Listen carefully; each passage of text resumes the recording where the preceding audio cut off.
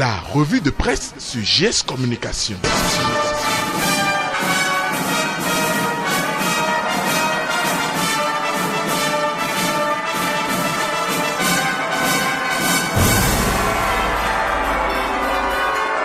La revue de presse sur GS Communication.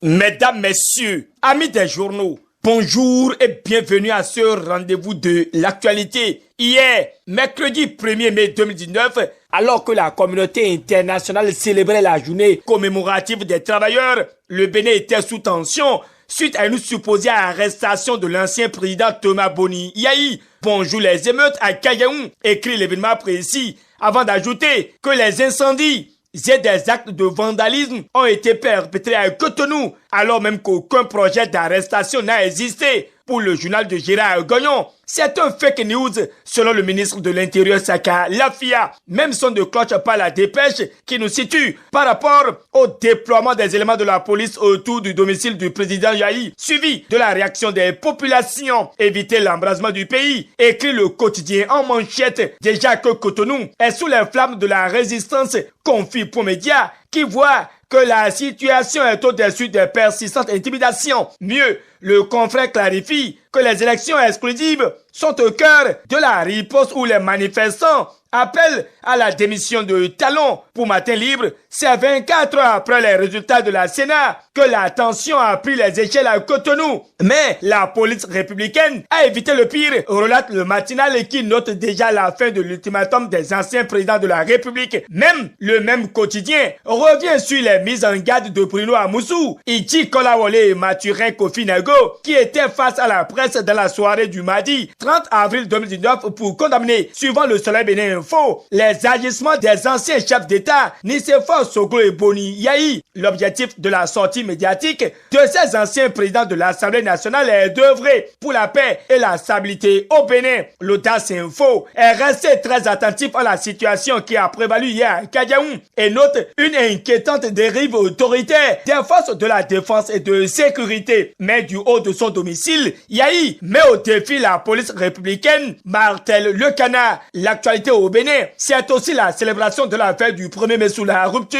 Une commémoration des travailleurs empêchait hier à la bouche de travail à Cotonou à coups de jeux de gaz lacrymogène, évoque la dépêche avant d'expliquer que la police a imposé à la masse sous la férule de la CSTB de faire soigner sur place que de prendre la rue comme tentaient d'organiser les travailleurs pour manifester leur colère contre la situation socio-professionnelle et celle socio-politique en cours dans notre pays. C'est avec un extrait du message du secrétaire général de la CSTB que la dépêche cède sa place au quotidien Le Meilleur, qui informe l'opinion que le gouvernement a malgré tout reçu les cahiers de doléances des travailleurs. À la suite du quotidien Le Meilleur, c'est Quotidien d'Abarou qui s'installe avec son analyse afférente au revers du commerce interville dans notre pays. La dignité féminine sacrifiée sur l'autel de l'autonomie financière, s'exclame le confrère, qui expose que ces braves femmes qui courent après les produits vivriers vivent parfois des atrocités qui sapent leur dignité féminine. Ici, il s'agit d'une grande réalisation des projets phares du gouvernement et le Béninois libéré signale que les populations de Womé dans la commune d'Abomey-Calavi sont soulagées par l'ouverture de leur pont. Restons toujours à Abomey-Calavi, mais cette fois-ci à l'université où le Soleil Bénin Info dans ses colonnes étale que les bureaux se sont transformés en des chambres de passage.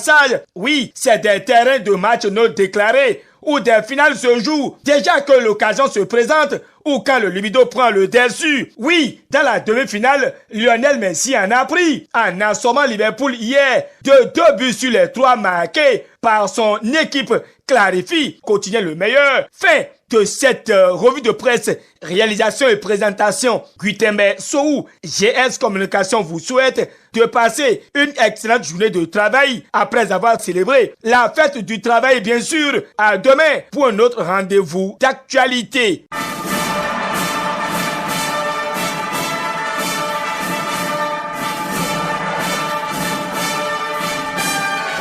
C'était la revue de presse sur GS Communication. Instant pub.